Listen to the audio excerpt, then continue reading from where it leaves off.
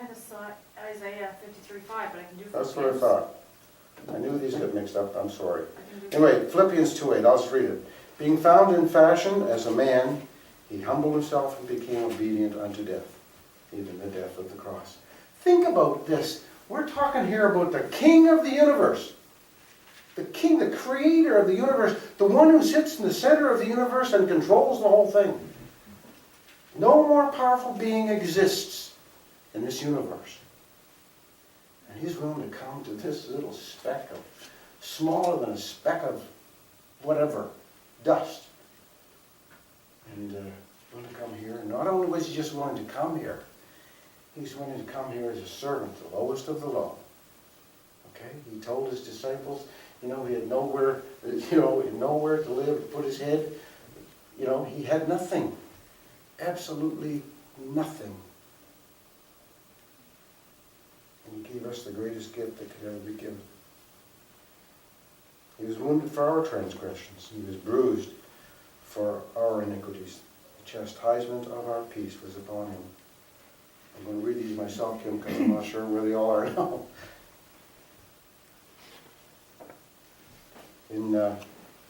In Philippians 2:5-11, and I'm not going to read it, Jamie, because time is getting going. We'll try to shorten this up a little bit.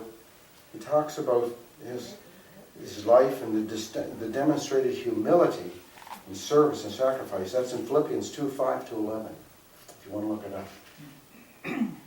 Are we willing to pay that kind of cost? Are we willing to pay that kind of cost? Are we willing to pay that kind of sacrifice? What we have to do then would be to surrender our to-do list. Laura, I remember you saying Bev had a to-do list for you to do when you retired. Have you completed yet? I'm counting now. But we all have a to-do list. When I was at work, that's one of the things we have to do every day or every week and even month. You put a to-do list for the day, for the week, and for the month. And things that you needed and wanted to accomplish. We need to surrender that list to Jesus. Not about our to-do list anymore. His list has to become our list. And so his list is so much different than ours. Yes? Have a plan for our days. I'm not saying that we shouldn't have a plan for our days, but guess what? It needs to be flexible. So if Jesus, decides to put something there, say, I need this done, Bob. Or I want you to do this, Bob, and it may take you, maybe it's not going to be so easy or whatever, but I want you to do it. But be flexible. And the plan needs to be others-centered.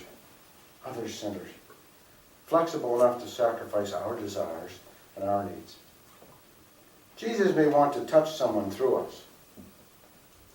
That this willingness, and I've only heard and read countless stories of people who have had I don't want to call it vision, but thoughts implanted in their minds that they need to do something that's right out of the blue.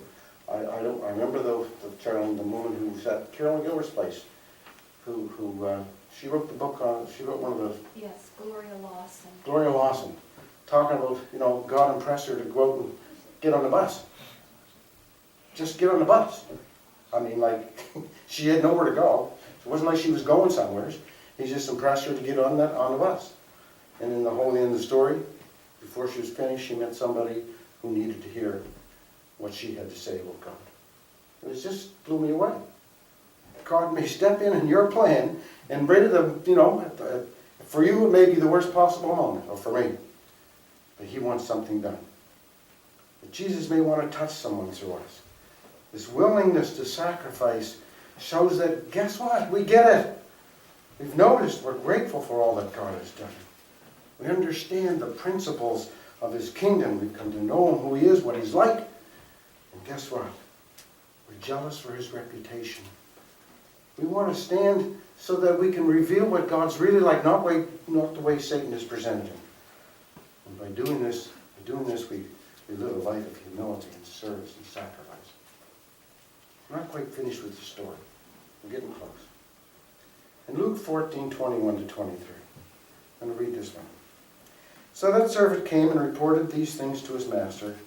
And the master of the host, being angry, said to his servant, Go quickly into the streets and lanes of the city, and bring in here the poor, and the maimed, and the lame, and the blind.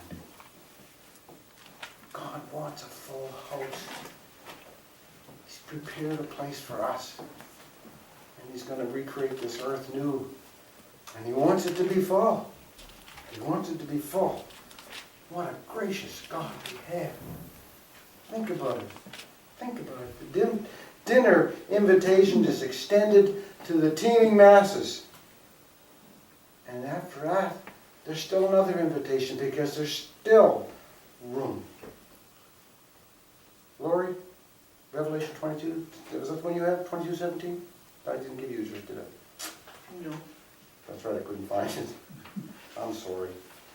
Whosoever will, let him come. Revelation 22:17. God's kingdom is inclusive. It's bigger than we think. At least I feel it's bigger than we think. He embraces all who would know Him. And knowing Him is a lifelong journey, Jared. It's not one day, it's one week, a month. It's a lifelong thing, getting to know Jesus.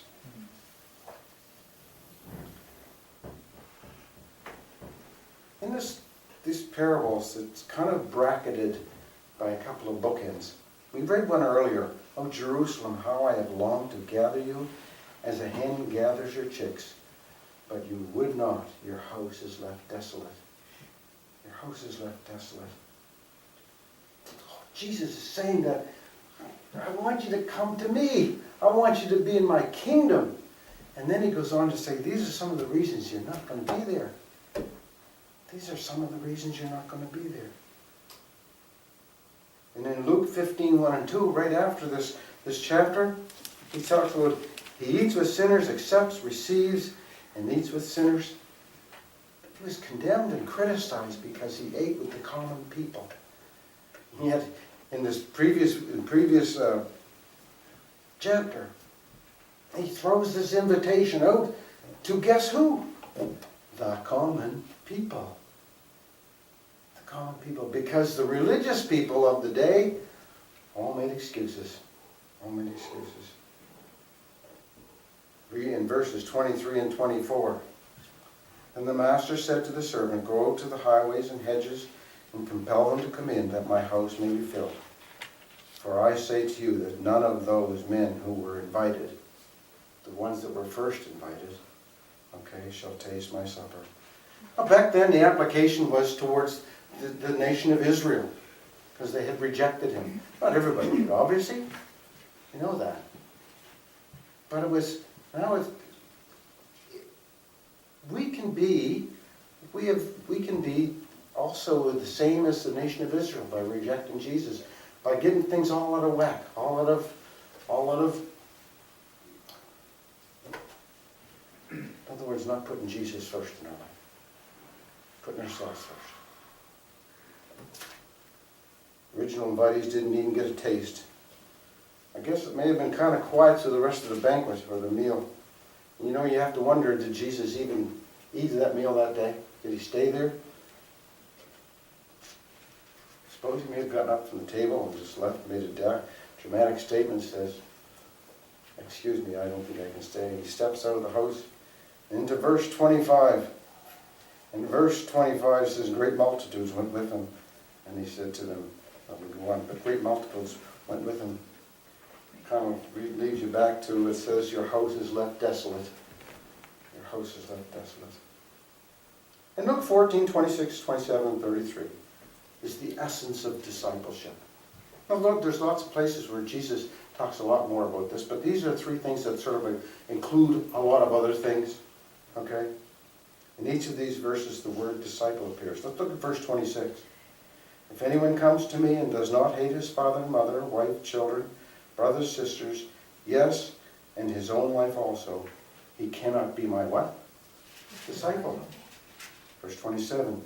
Whoever does not bear his cross and come after me cannot be my disciple.